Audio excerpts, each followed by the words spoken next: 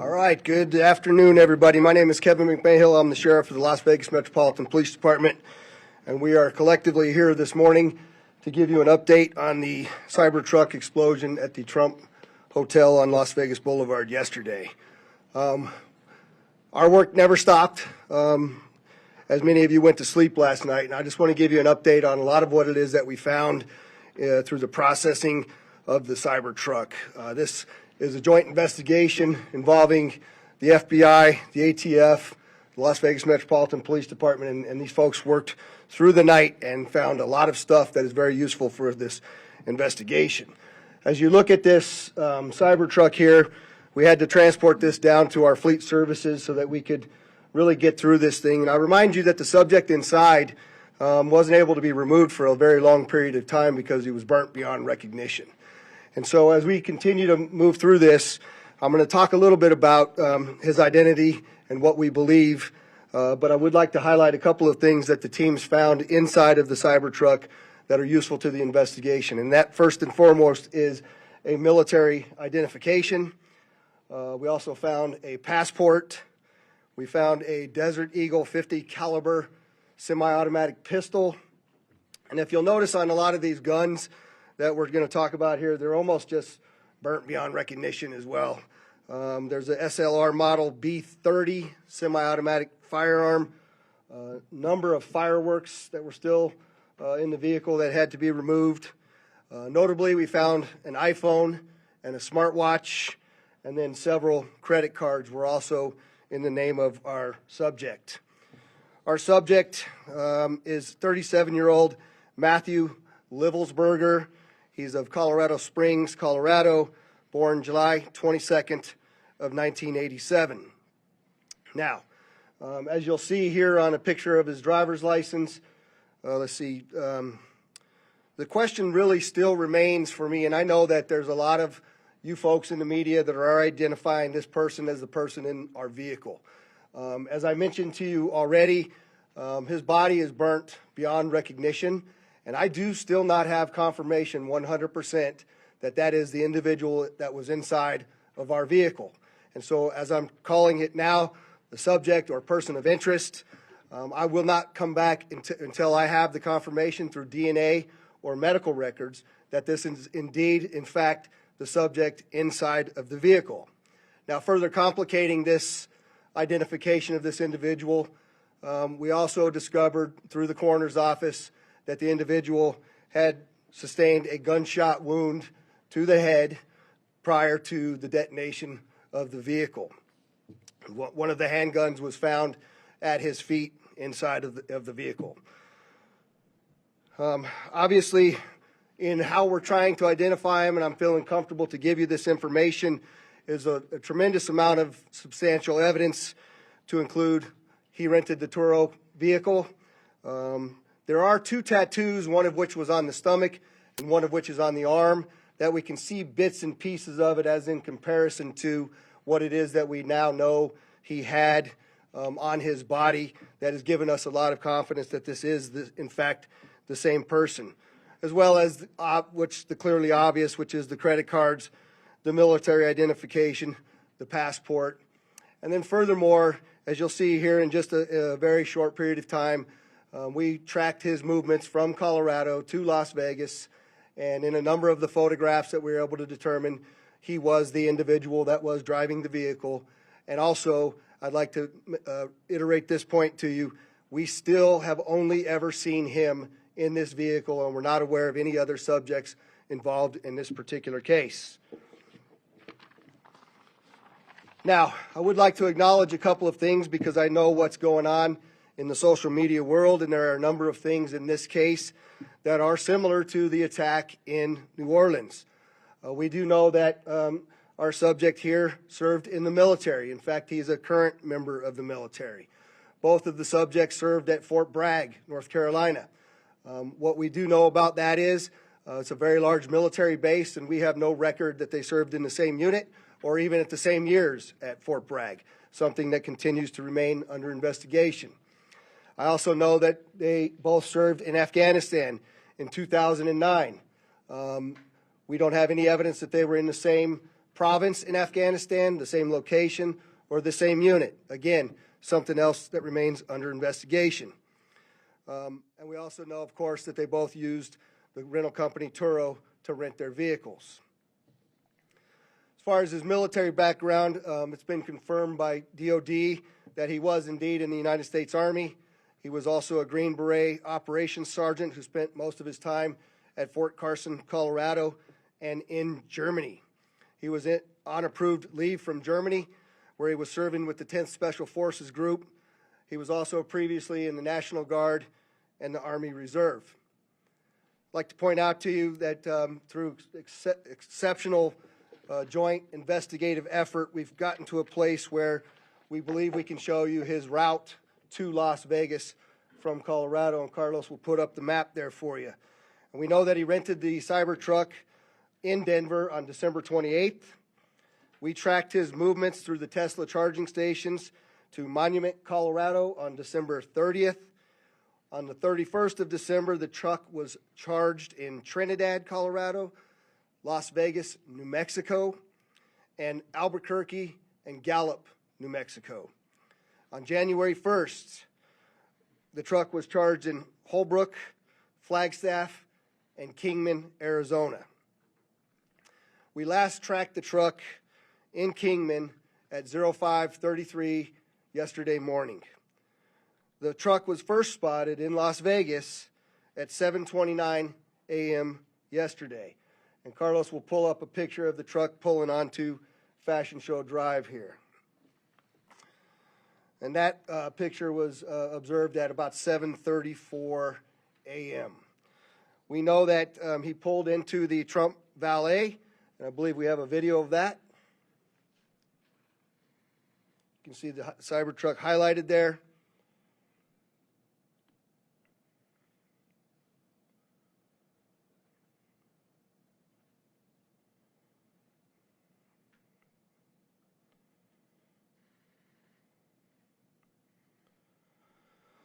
So through extensive surveillance video, we were able to track him leaving there, and we know that he went to several different places along Las Vegas Boulevard, and he spent some time in a parking lot of a business near Flamingo and Las Vegas Boulevard.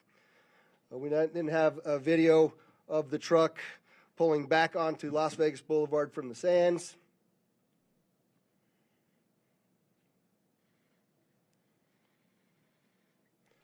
See that there? That's north on the boulevard from Sands at 8:39, where he then immediately heads to the Trump Hotel, pulls into the valet area, and as of course you all know, the explosion occurs within 17 seconds of his arrival at the valet. There's some additional investigative updates that are going to be provided to you by a couple of the other speakers here, the first of which will be our special agent in charge of the FBI local office, Spencer Evans. Spencer? Good morning. My name is Spencer Evans. I'm the Special Agent in charge of the FBI's Las Vegas Division. As the Sheriff mentioned, we've been working through the night with our partners, the Las Vegas Metropolitan Police Department and other agencies, to gather all the facts and determine a motive to what was initially reported to the FBI as a bombing incident, to which our Special Agent bomb techs and others responded. Obviously, we're always concerned in these sorts of events to ascertain what the motive is. We understand that's at the forefront of everyone's thoughts. And so looking into exactly what the motivation is remains our #1 priority. This is why the FBI's Joint Terrorism Task Force has been brought into play. The Joint Terrorism Task Force, most important part of that acronym is joint. It is done in concert with our partners, which are comprised of more than a dozen investigative agencies here throughout the state of Nevada. We've been working hand in glove, side by side, tirelessly to determine, is there any ongoing threat to the public, to identify the subject, to determine any potential connection to other events going on in the world, most notably in New Orleans, and then obviously to determine if there's anything else that we need to be tracking down. At this time, as the sheriff's pointed out, we feel that the subject has been identified, although not conclusively, waiting for DNA evidence on that front. However, we do feel like we have the subject identified, and at this time there is no information about additional subjects that the FBI is tracking on. Our resources, as I mentioned, that have been deployed in support of this event include Special Agent bomb techs, our evidence response team, which is processing crime scenes, side by side with the forensics folks from Las Vegas Metropolitan Police Department, our investigators, our intelligence analysts, and then outside of the FBI Las Vegas field office, we have investigative leads that are being conducted by FBI field offices both internationally and domestically as well. As always, when the FBI is involved with any sort of case like this, we ask for help for the public. Anyone with information related to this incident, we encourage you to please call 1-800-CALL-FBI, or you can submit a tip online at tips.fbi.gov. We've already received thousands of tips related to this incident. The challenge that we face moving forward is to separate those that are pertinent and relevant and those that can be verified for those, from those that have not. For example, one of the tips that we received just today relates to information alluding to this subject's personal experiences related to his time and activity in the military. Again, that's unverified and uncorroborated, but one of many tips and leads that we will be following up in the days that come. If you have any additional information, again, encourage everyone, 1-800-CALL-FBI or submit it online, tips.fbi.gov. We will tirelessly work to exhaust all investigative leads and conclusively determine what the nature of this particular incident was, what the motivation was, and to the extent possible, share all that information as we obtain it. I'll now turn some time over to the Assistant Special Agent in charge from the ATF, Kenny Cooper.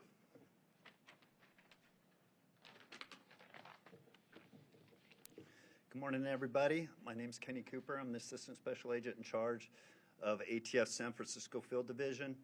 ATF is bringing our expertise in post-blast investigations and our crime gun intelligence to specifically assist in this investigation. I will tell you that our Special Agent bomb techs are working with FBI and with Las Vegas Metro and sifting through that post-blast debris to find components and investigative leads that will derive from that evidence process. We're too early into that investigation process to give any determination as far as how this device was initiated.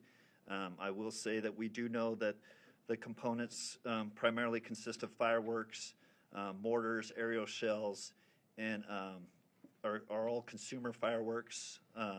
Nothing commercial grade has been discovered at this point, and we've identified some fuel enhancers like the Coleman fuel and BP racing fuel and some explosive targets that can be purchased at any sporting goods store. We've also, as the sheriff mentioned, we've identified 2 semi-automatic handguns recovered from the Tesla. We have successfully traced those firearms, and I can tell you that Matthew Livesberg lawfully purchased both of these firearms on December 30th, 2024.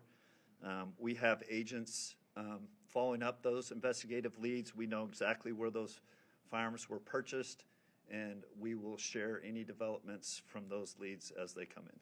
Thank you.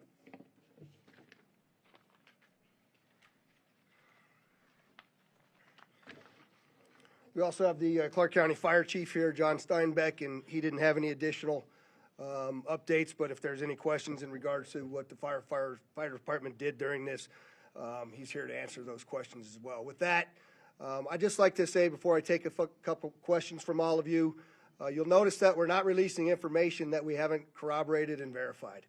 We're very well aware of all of the things that are going around on social media. But that's just the way we're going to conduct this investigation. We're not putting it out until we can tell you for a fact what information it is that we're putting out. And so we're going to continue to do that, but I'm also confident to tell the Las Vegas community and this great nation that we don't believe there's any further threat from this subject or anybody associated to him here in Las Vegas. With that, Denise, I saw you had your hand up. If you could just identify yourself, please.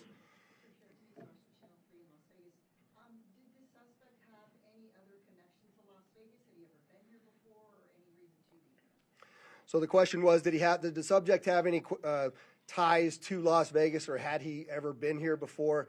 I do believe we had one instance a number of years ago where he stayed at a local hotel, but we're still trying to verify that information as well. Sir? David Charles, KLAS TV. There was, you have a gentleman in a Cybertruck, Trump Hotel. There's information that the FBI was in Colorado Springs last night, possibly at this gentleman's home. I think I'll let Spencer answer that question. Yeah, so as I mentioned, the motivation at this point is unknown. We are, as I mentioned earlier, following investigative leads both domestically and internationally as well. And so that includes search warrants and witness interviews, collecting forensic information, and basically trying to compile the facts. And so there's investigative activity taking place literally around the globe, trying to determine what the potential nexus is. But at this time, at this particular moment in time, as the sheriff aptly said, we have to focus on what we know and what we don't know. We know we have a bombing, absolutely, and it's a bombing that certainly has factors that raise concern. It's not lost on us that it's in front of, of the Trump building, that it's a Tesla vehicle, but we don't have information at this point that definitively tells us or suggests it was because of this particular ideology or any of the reasoning behind it. That's the purpose of the investigation that we're conducting, is to get to the bottom of exactly what happened, why and how. Sir? Tim Caputo with KBC in Los Angeles. You mentioned a number of similarities between this case and the one in New Orleans. How far in the investigation process do you guys go to try to rule out that they are connected, knowing that you already have a couple things that seem to connect them together? So the question is how are we working to rule in or rule out any connections to the New Orleans event? And the answer to that is every tip and lead that comes in, every piece of evidence that comes in, we don't discount it. We work it through it. It's a interesting thing during these kinds of investigations that if these turn out to be simply similarities, very strange similarities to have. And so we're not prepared to rule in or rule out anything at this point. There's lots more for us to do in this investigation. We haven't even gotten into the phones or the computers, which are usually very, very instructive and informative to us as we investigate. And we've got a lot more work to do to trace him, to see the stores that he went to rule out anybody else. Lots of investigative work to do, and we're just trying to give you an update on what we know now that is factual. We believe the question is, was the gunshot self-inflicted? And we do believe it was, since he was the only person in the vehicle, and it occurred immediately prior to the vehicle blowing up. Back there, sir? Yes, sir. Morgan Chesky, ABC News. With the evidence you've seen so far, are you comfortable now calling this a suicide mission? The question is, am I comfortable calling it a suicide mission? I'm comfortable calling it a suicide with the bombing that occurred immediately thereafter. I'm not giving it any other labels. And with the friends and family you've spoken to so far, have they shared any prior red flags? The question is, did we have any of the family members share any particular red flags? Again, I'll go back to what I know is circulating on social media, but none of that has been verified at this point. And final question, real quickly. All the components you found inside the Cybertruck, were they all purchased in Colorado? The question is, were all the components found inside of the Cybertruck purchased in Colorado? And I don't know the answer to that. That's part of why we're doing the extensive part of the investigation. Hi, O'Neill, Associated Press. Can you talk a little bit about the security measures you have in place at the hotel now? So, as you all know, we had just successfully completed a New Year's Eve event where hundreds of thousands of people come to Las Vegas. I've extended our posture just like it is for a New Year's Eve event, where I have thousands of police officers that are working day in and day out. Obviously, dozens and dozens of people that are working on this investigation as well. We'll continue to look at what that security posture looks like, but I'm confident in the safety of our community as we move forward.